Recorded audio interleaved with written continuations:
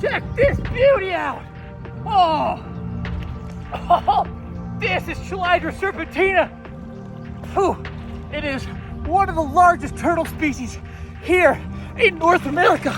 One of the most incredibly notorious, the snapping turtle, with a bite force of around 1,000 pounds per square inch. Check this beauty out. Now this looks like a big old male. Holy cow! I was swimming and I came right up on him. I thought I might find one.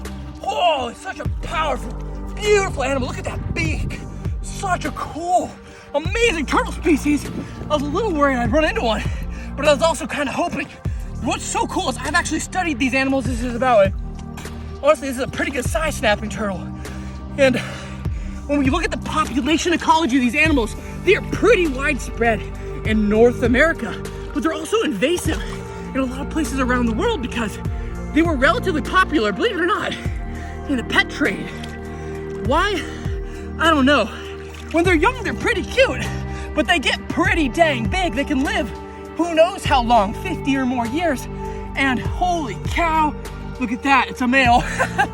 It is an absolutely beautiful creature. Woo! What a catch! What a catch! Such a cool animal.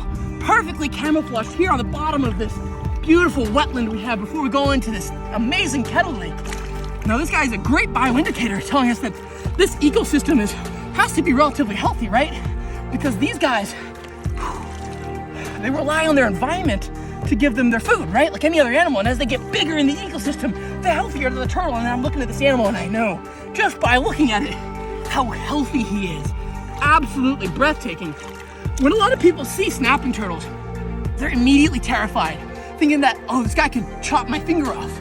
The truth of the matter is, the bite force of a common snapping turtle cannot take your finger off. It's strong and can definitely take a chunk, which is why I'm staying back. Oh, you can hear him hissing. Well, I'm staying back, trying to be as careful as possible in handling him, giving him a little bit of leeway here. Woo! Not too much. Oh, wow. What a lot of people don't know about these animals is that their ferocity is a way of keeping themselves safe, right? If a predator or some kind of animal is attacking it or going after it, say a bald eagle, they're, not going to want to pick an animal up that can potentially chop its limb.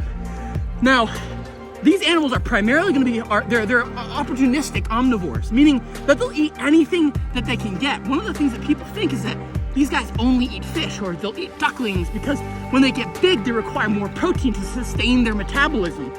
But the truth of the matter is, they're omnivores. And when you feed these guys, one of the things we do when we're rehabilitating them to be released back into the wild is that, one thing is they eat a lot of vegetation.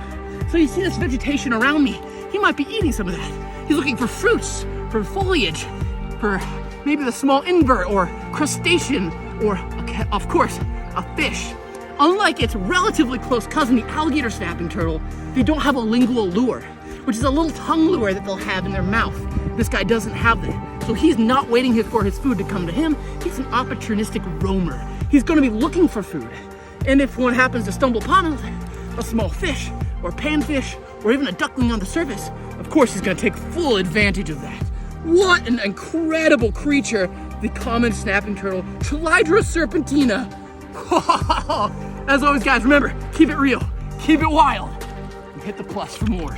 Let's go ahead and let you go, buddy. So cool. That was awesome.